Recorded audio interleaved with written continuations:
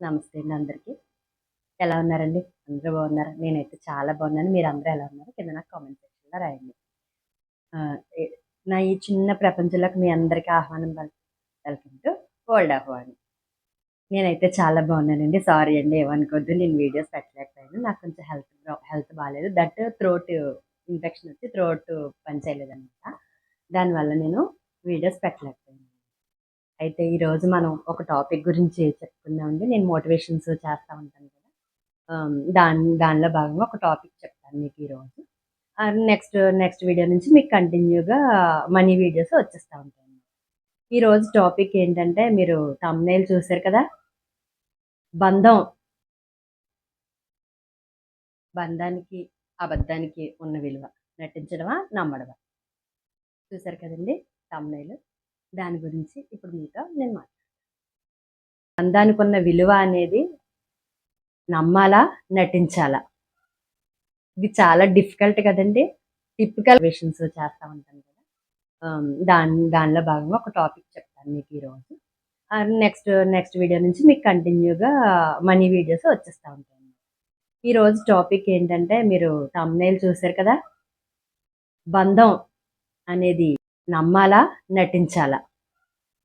ఇది చాలా డిఫికల్ట్ కదండీ! టిపికల్ కూడా.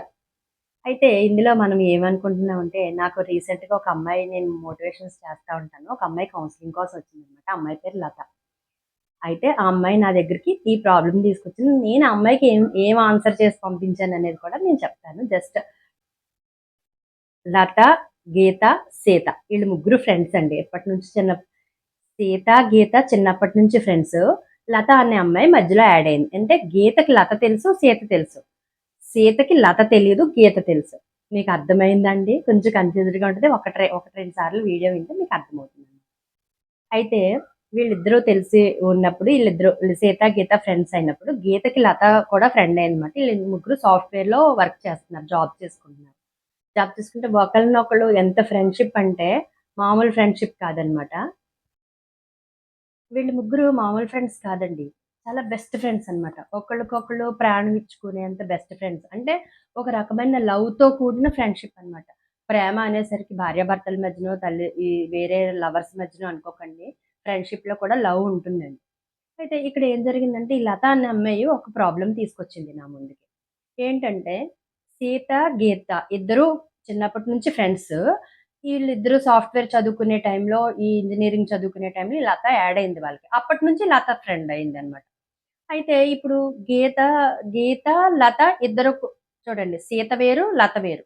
గీత, లత కొంచెం క్లోజ్‌గా ఉండేవారు. సీతతో కంటే కూడా గీత, లతతో కొంచెం క్లోజ్‌గా ఉండేది ఒకప్పుడు. ఇప్పుడు ఎవరికి ఉన్న ఫ్యామిలీ ప్రాబ్లమ్స్ వాళ్ళకుంటాయి. అయితే ఈ ఫ్యామిలీ ప్రాబ్లమ్స్ వల్ల ఏమైందంటే ముగ్గురు ఫ్యామిలీస్‌లో 3 రకాల డిస్టర్బెన్సెస్ వచ్చి ముగ్గురు కూడా అందరూ అనాథలయిపోయారనమాట. అనాథలయిపోయేటప్పటికి వీళ్ళు ముగ్గురు సరే నీకీ ప్రాబ్లమ్ ఉంది, నీకీ ప్రాబ్లమ్ ఉంది, నాకీ ప్రాబ్లమ్ ఉంది కాబట్టి ముగ్గురు ఒక దగ్గర ఉందాం, ఒకలా ఉందాం అని మోటివేట్‌గా అనుకుని ముగ్గురు ఒక దగ్గర ఉన్నారనమాట. ఒక ఇంట్లో ఉండేవారు.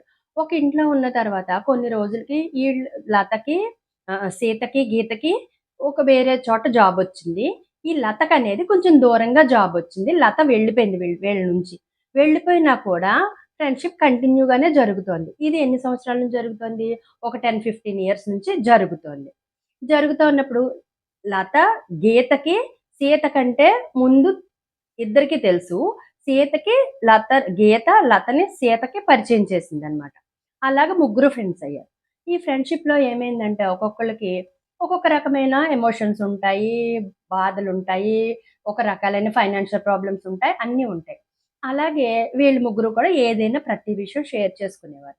ఇలా షేర్ చేసుకునే విషయంలో గీత ఏం చేసిందంటే గీత తెలుసు కదండీ! లతకి, సీతకి ఫ్రెండ్ గీత. గీత ఏం చేసిందంటే లత, గీత ఇద్దరు కలిసుండేవారు. సీత, గీత ఇద్దరు కలిసుండేవారు. లత విడిగా ఉండేది. అంటే లతకి కొంచెం దూరంగా జాబొచ్చిన వలన లత దూరంగా వెళ్ళిపోయింది. సీత, గీత ఒకే దగ్గర ఉండేవారనమాట. అయితే ఈ వెళ్ళిపోవడంలో కమ్యూనికేషన్స్ లేవు మొత్తం ముగ్గురి మధ్య. వీళ్ళిద్దరూ కలిసే ఉన్నారు కాబట్టి వాళ్ళ కమ్యూనికేషన్ బానే ఉంది. తిను దూరంగా ఉంది కాబట్టి వాళ్ళకి కమ్యూనికేషన్స్ లేవు. కమ్యూనికేషన్స్ లేకపోయేసరికి ఏదైనా షేర్ చేసుకునేవారండి. ఒక బట్టలు కొనుక్కున్నా షేర్ చేసుకునేవారు. ఒక ఫుడ్ తిన్నా షేర్ చేసుకునేవారు. అంత క్లోజ్‌గా ఉండి క్లోజ్‌నెస్ అంటే ఒక రకమైన లవ్ ఎఫెక్షన్‌తో ఉండేవాళ్ళు. సడెన్‌గా ఈ లత దూరమయ్యేసరికి వీళ్ళిద్దరూ ఉన్నారు ఒక దగ్గర. లత ఇవేం పట్టించుకునేది కాదు. నా ఫ్రెండ్స్ అక్కడున్నారు. ఎప్పుడైనా నేను వెళ్ళొచ్చు, చూడొచ్చు అనే భ్రమలోనే తనుండేదనమాట. ఉంటే ఒకరోజు ఏం జరిగిందంటే సీత ఈ ముగ్గురు కలిసి ఒకరోజు అనుకున్నారు. ఫోను చేసుకొని నేను పలానా రోజొస్తున్నాను. మనం ముగ్గురం కలుద్దాం అని అనుకున్నారనమాట. అనుకునేసరికి సరే ముగ్గురు కలుద్దాం అనుకున్నారు. ముగ్గురు కలుసుకున్నారు. ముగ్గురు కలుసుకుంటే లత గీతను ఎంతగా నమ్మిందంటే, తన ప్రాణం కంటే ఎక్కువగా, తన ఇంట్లో వాళ్ళ కంటే ఎక్కువగా చాలా నమ్మిందండి గీతని. అయితే గీత మోసం చేసిందంటే మోసం చేయలేదు. కానీ గీత లత దగ్గర చాలా అబద్ధాలు చెప్పింది. అది లత ఓర్చుకోలేకపోయిందనమాట. ఓర్చుకోలేకపోవడం అంటే ఏంటంటే, త గీత నా దగ్గర అబద్ధం చెప్పింది. నేను ప్రతి విషయం షేర్ చేసుకున్నాను తనతో. ఎందుకు అబద్ధం చెప్పింది అనేది తను చాలా బాధపడిందనమాట. ఈ విషయాలన్నీ తనకెలా తెలిసాయంటే, వీళ్ళు ముగ్గురు ఒక దగ్గర కలుసుకుందాం అని అనుకున్నారు కదండీ! కలుసుకునేటప్పుడు ఒకరోజు ముగ్గురు టైమొచ్చింది, రోజొచ్చింది. వచ్చారు. ఒకళ్ళకొకళ్ళొచ్చారు. ఒక దగ్గర కలుసుకోవడానికి వచ్చారన్నమాట. వచ్చేసరికి సీత, లత కలిసారు. గీతకి ఆ రోజు ఏదో పనుండి రావడం మానేసింది. తను వేరే పని మీద వెళ్ళిందనమాట. వీళ్ళిద్దరు మాట్లాడుకునే మాటల్లో ఏం జరిగిందంటే, "గీత ఇలా చేసింది. గీత ఇలా జరిగింది. ఈ విషయం ఇలా జరిగింది. నీతో చెప్పలేదా? నీకు చెప్తాది కదా!" అని చెప్పి సీత లతనడిగింది. అడిగేసరికి లత స్టన్నయిపోయి ఒక రకమైన బాధలో బాధపడాలో, ఏడవాలో, నవ్వాలో తనకర్థం కాల. అర్థం కాక అలా ఉండిపోయింది. అదేంటి గీత నాతో ప్రతి విషయం షేర్ చేసుకుంటది కదా! ఎందుకు షేర్ చేసుకోలేదు? ఈ విషయం నా దగ్గర ఎందుకు దాచింది? ఈ విషయం ఎందుకు చెప్పింది? అని అనింది. ఇంతకీ విషయం ఏంటంటారా? వాళ్ళకి 100 ఉంటాయి కదండీ! అయన్నీ కొన్ని పర్సనల్స్ మనం అడగకూడదు. ఇలా జరిగింది. జరిగేసరికి ఒక రకమైన నమ్మకం, ఒక రకమైన తన మీద ఒక రకమైన ప్రేమ, ఒక రకమైన నమ్మకం పెంచుకునే లతకి ఒక్కసారే గీత ప్రతీదీ తనకు చెప్పే ప్రతి విషయం అబద్ధం. ఇంత నిజం జరుగుతుంది, ఇంత జరుగుతుంది తన వెనకాల తనకు తెలియకుండా అబద్ధం చెప్తుంది అనే విషయాన్ని పాపం లత ఒక రకమైన మెంటల్‌గా చాలా బాధపడిందండి. బాధపడి ఇంత నమ్మిన వ్యక్తిని అబద్ధాలు చెప్పాల్సిన అవసరం ఏముంది? నేను తను బాగుపడితే బావుంటదని అనుకుంటానే. కానీ ఎందుకు నాకు అబద్ధం చెప్పింది? అబద్ధం చెప్పాల్సిన అవసరం ఏంది? నేను తన దగ్గర ఏం మిస్‌బిహేవ్ చేశాను? నేను తన దగ్గర ఏం దాచలేదు? తిను గోల్డ్ కొనుక్కుంటే చెప్పింది. తిను ఏదైనా కొనుక్కుంటే చెప్పింది. తిను షాప్‌కెళ్తే చెప్పింది. ఇన్ కేస్ చెప్పలేని పరిస్థితిలో ఉన్నప్పుడు మెసేజ్ కూడా పెట్టింది. "గీత నేనిలా చేస్తున్నాను. గీత నేనిది చేశాను. గీత నేనిక్కడికెళ్ళాను. గీత నేనక్కడికెళ్ళాను" ప్రతీదీ చెప్పిన మనిషికి ఎందుకు తను నాతో ఇన్ని విషయాలు దాచాల్సిన అవసరం ఏర్పడిందని చాలా బాధపడిందండి. బాధపడి ఎలాగైనా ఫ్రెండ్‌షిప్ కదండీ! తిన్నంగా ఉండరనమాట ఫ్రెండ్‌షిప్‌లో. ఏం చేసిందంటే ఒకరోజు గీతని ఫోను చేసి అడిగేసింది. "ఏ గీత నువ్వేంటే ఇలా చేసావు? నీకన్నీ నేను చెప్తున్నానే, అన్నీ నీతో షేర్ చేసుకుంటున్నానే. సీత ద్వారా నాకు తెలియటం కంటే నీ ద్వారా నాకు తెలిస్తే నేను ఎంతో సంతోషపడతాను కదా! నువ్వు మంచి చేసుకున్నా, నువ్వు ఏది కొనుక్కున్నా, నువ్వు బంగారమే కొనుక్కున్నా, నువ్వు బట్టలే కొనుక్కున్నా, నువ్వు ఇంకో 10,000 దాచుకున్నావు, రూ. 1,00,000 దాచుకున్నా, ఏది జరిగినా నేను నీ మంచికే చెప్తాను. ఇంకా దాచుకో, ఇంకా చేసుకో అనే చెప్తాను. కానీ నువ్వెందుకు నా దగ్గర దాచాల్సొచ్చింది?" అని చెప్పి గట్టిగా లత గీతని అడిగింది. ఎందుకంటే అడిగే రైట్ ఉందనుకుని అడిగిందండి తను. అయితే గీత దానికి ఏం సమాధానం చెప్పిందో తెలుసా అండి? "ఈ విషయం నీతో ఎవరు చెప్పారు? చెప్పాల్సిన అవసరం ఏంటి? సీత చెప్పిందా నీతో? లేకపోతే అయితే సీత చెప్పాలి. లేకపోతే నేను చెప్పాలి. నీకు ఈ విషయం ఎవరు చెప్పారు?" అని గీత అడిగిందండి. అడిగితే "నువ్వు చెప్పలేదు కాబట్టి ఆబ్వియస్‌లీ సీతే చెప్పింది." ఎందుకు చెప్పింది అంటే, "ఆ రోజు ముగ్గురం కలుసుకుందాం అనుకున్నాం. ముగ్గురం కలవలేకపోయాం. నువ్వు రాలేదు కాబట్టి సీత నువ్వు చెప్పేవేమో అనుకుని తను చెప్పింది." ఇవన్నీ తన ద్వారా తెలిసే కంటే నీ ద్వారా తెలిసుంటే నేనింకా సంతోషపడి ఉండేదాన్ని కదా! అని అడిగింది. అప్పుడు గీత ఏం చెప్పిందంటే, "సీత అన్ని అబద్ధాలే చెప్తది. సీత ఎప్పుడు ఏది నిజం చెప్పదు. అబద్ధమే చెప్తది. మనిద్దరిని విడదీయడానికి సీత ఇలాంటి పన్నాగం పన్నింది" అని ఈజీగా తన మీద నింద మోసేసిందండి. అలా నింద వేసేసరికి ఈ లతకి గీత మాట నమ్మాలా? సీత మాట నమ్మాలా?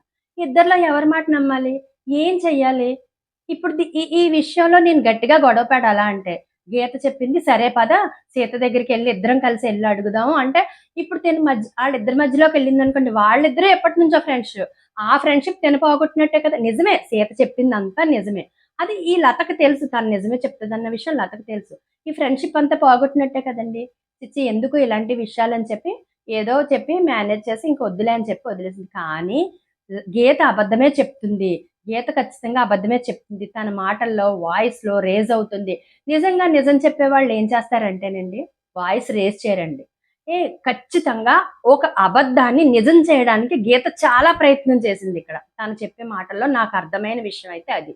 గీత ఈ లత నా దగ్గర మాట్లాడిన మాటల్లో నాకర్థమైన విషయం ఏంటంటే, గీత ఒక లేదు నిజంగా జరిగింది అన్న విషయాన్ని, ఇది జరగలేదు అని చెప్పడానికి తను శతవిధాలా ప్రయత్నం చేసిందనమాట. ఈ ప్రయత్నం చేసే ప్రయత్నంలో ఏమైందంటే, గీత, లత ఇద్దరు చిన్న డిస్కషన్ పడ్డారు. అలాగని ఫ్రెండ్‌షిప్ వదిలేసుకుంటారా అని అడిగాను. లత అన్నింది, "నేను ఫ్రెండ్‌షిప్ వదులుకోలేను మేడం. కానీ గీత నా దగ్గర అబద్ధం చెప్పడం కరెక్ట్ కాదు. నిజమే చెప్పాలి నాతో. నేను తనకి అన్నీ నిజమే చెప్తున్నాను కదా!" అంటే తన మనస్తత్వం వేరు. గీత మనస్తత్వం వేరు. ఎందుకంటే తను పూర్తిగా సెల్ఫిష్. ఎందుకంటే తనే తినాలి, తనే బతకాలి, తన ఫ్యామిలీ బాగోవాలి. తనతో ఉన్నవాళ్ళు మాత్రమే బాగోవాలి. తన భర్త బాగోవాలి, తన పిల్లలు బాగోవాలనే అలాంటి మనస్తత్వం ఉన్న మనిషి. ఈ లత లాంటి మనస్తత్వం అంటే ముగ్గురు చెప్పాను కదండీ! అందరూ ఉన్న అనాథలు. ముగ్గురు కూడా అందరూ ఉన్న అనాథలు. ఈ లత లాంటిదంటే సే ఈ ఈ ఎప్పుడు గీత బాగోవాలి, గీత తినాలి, గీత ఉండాలి, గీత కోసం ఏమైనా చేయాలి. తనకి నా దగ్గర రూ. 10 ఉంటే తనకొక రూ. 5 ఇచ్చేయాలి. బట్ నా దగ్గర లేకపోతే అప్పన్నా తెచ్చి ఇవ్వాలి. లేదంటే తనకి ఏదో ఒక రకంగా హెల్ప్ చేయాలి. తను ఇంకా అభివృద్ధిలోకెళ్ళడానికి హెల్ప్ చేయాలనే మనస్తత్వం లతది. సీత మనస్తత్వం ఏంటంటే గీత, లత ఇద్దరూ బావుండాలి ఎప్పుడు. ఎందుకంటే ముగ్గురం ఫ్రెండ్స్ కాబట్టి ముగ్గురిలో ఏ ఒక్కరికి ఇబ్బందొచ్చినా ఉన్న ఇద్దరం ఎళ్లి ఆదుకోవాలి అనే మనస్తత్వం సీతది. ఇప్పుడు ఇందులో లత చేసిన తప్పేంటి? గీత చేసిన ఒప్పేంటి? సీత చేసిన తప్పేంటి? ఎవరికైనా అర్థమైందా అండి? ఇది ఎవ్వరికీ అర్థం గాదు. ఇది చాలా టిపికల్‌గా ఉంది. ఇప్పుడు, ఇప్పుడు నేను ఇందులో ఏమడిగానంటే, "లత నువ్వింత బాధపడుతున్నావు కదా! నువ్విప్పుడు రిలేషన్ వదిలేసుకుంటావా? లేదంటే గట్టిగా ఎళ్లి గొడవ పడతావా?" గొడవ పడడం అంటే రిలేషన్ వదిలేసుకోవడమే. లేదు అంటే రిలేషన్ కంటిన్యూ చేస్తే నువ్వు ఎన్ని రోజులు రిలేషన్ కంటిన్యూ చేస్తే అన్ని రోజులు గీత నీకు అబద్ధాలు చెప్తానే ఉంటది. ఎందుకంటే ఒక నిజాన్ని అబద్ధం చేయడానికి తన శాయశక్తులా ప్రయత్నం చేస్తుంది అన్న విషయం చాలా క్లియర్ కట్‌గా అర్థమవుతుందండి ఇక్కడ. అర్థమవుతున్నప్పుడు ఈ ఫ్రెండ్‌షిప్ నిలబెట్టుకోవాలా? వదిలేసుకోవాలా? అంటే లత చెప్పింది, "అక్క నేనసలు నువ్వేవైతే చెప్పు నేను ఫ్రెండ్‌షిప్ అయితే వదులుకోదలుచుకోలేదు. కానీ తను నన్ను చాలా బాధపెట్టింది. మానసికంగా చాలా బాధపెట్టింది. నేను చాలా బాధపడ్డాను ఈ విషయంలో. ఎందుకు తను నన్ను నా దగ్గర అబద్ధం ఆడాల్సిన అవసరం ఏముంది? తను కొనుక్కున్న వాటిలో నేనేం వాటాకెళ్ళట్లేదే. తను తెచ్చుకున్న వాటిలో నాకు షేర్ ఇమ్మని నేను అడగట్లేదే. తను ఇంకా బావుండాలని కోరుకున్నానే. ఇది నా తప్పా అని అడిగింది. యెస్. ఖచ్చితంగా ఇది తన తప్పేనండి. ఎందుకంటే ఈ విషయంలో గీత మనస్తత్వం తను సెల్ఫిష్ అంతే. గీత సెల్ఫిష్. ఎందుకంటే తనే తినాలి. తన వాళ్ళే బావుండాలి. తను ఏది చేసినా ఎవరికీ తెలియకుండా గుప్తంగా ఉండాలి. తను చేసిన పని బయట వాళ్ళకి తెలియకూడదు. ఎందుకంటే తెలియటం వల్ల ఏమవుతుందంటే, ఈ లతకి ఎక్కడైతే హెల్ప్ చేయాల్సొస్తదో, ఒకవేళ లతకి 2, 3 నెలలు సాలరీస్ లేవనుకో, తనిది కొనుక్కున్నాను అని తెలిస్తే, దీనికి ఎక్కడైతే హెల్ప్ చేయాల్సొస్తదో, చెయ్యలేకపోతే లత తననేమని అపార్థం చేసుకుంటదో అని ఒక రకమైన ఇన్ఫీరియారిటీ కాంప్లెక్స్ అంటారు చూసారా? ఒక రకమైన ఈగో గాని, అడిగేసరికి ఈ లతకి, గీతకి ఏమైందంటే ఈగో హర్ట్ అయింది. ఈళ్ళ ఇలాంటి మనస్తత్వం ఉన్నది గీత. సీత పరిస్థితి ఏంటంటే, నేను నిజమే చెప్పానే. నేను అబద్ధం చెప్పలేదు ఎవరి దగ్గర. నేనెప్పుడు నిజమే మాట్లాడాను. నేను నిజమే చెప్పాను. నిజం చెప్పినప్పుడు నేను చేసింది అబద్ధం కాదే అని తనకొక కాన్ఫిడెంట్. ఎప్పుడు కూడా నిజం మాట్లాడేవాడు ఎప్పుడు కాన్ఫిడెంట్‌గా ఉంటాడు. అబద్ధం మాట్లాడేవాళ్ళు ఎప్పుడైనా సరే చూడండి, వాళ్ళు ఒక అబద్ధాన్ని నిజం చేయడానికి చాలా ప్రయత్నం చేస్తారు. ఎందుకంటే వాళ్ళు ప్రతి నిమిషం ప్రయత్నం చేస్తూనే ఉండాలి.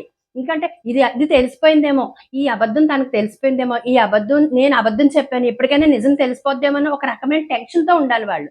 నిజం చెప్పేవాళ్ళు ఉన్నారు చూసారా? ఎప్పుడూ టెన్షన్ పడే పని ఉండదండి. ఎందుకంటే నిజం ఈరోజు కాకపోతే రేపైనా తెలుస్తది. తెలిసినప్పుడు తెలుస్తది. ఇప్పుడు ఈ విషయంలో మీరు లతకి ఏ విధమైన సొల్యూషన్ ఇస్తారో చెప్పగలుగుతారా? నేను మళ్ళీ వీడియోలో లతకి ఏ సొల్యూషన్ ఇచ్చానో నేను చెప్తాను. ఓకే అండి. Thank you. ఈ వీడియో కనుక మీకు నచ్చినైతే లైక్ చేసి, షేర్ చేసి, సబ్స్క్రైబ్ చేయండి. ఇలాంటి మోటివేషన్ వీడియోలు ఇంకా మన దగ్గర చాలా ఉన్నాయి. ఇంకా చెప్తాను. థ్యాంక్ యూ అండి. Thank you all. Thank you universe.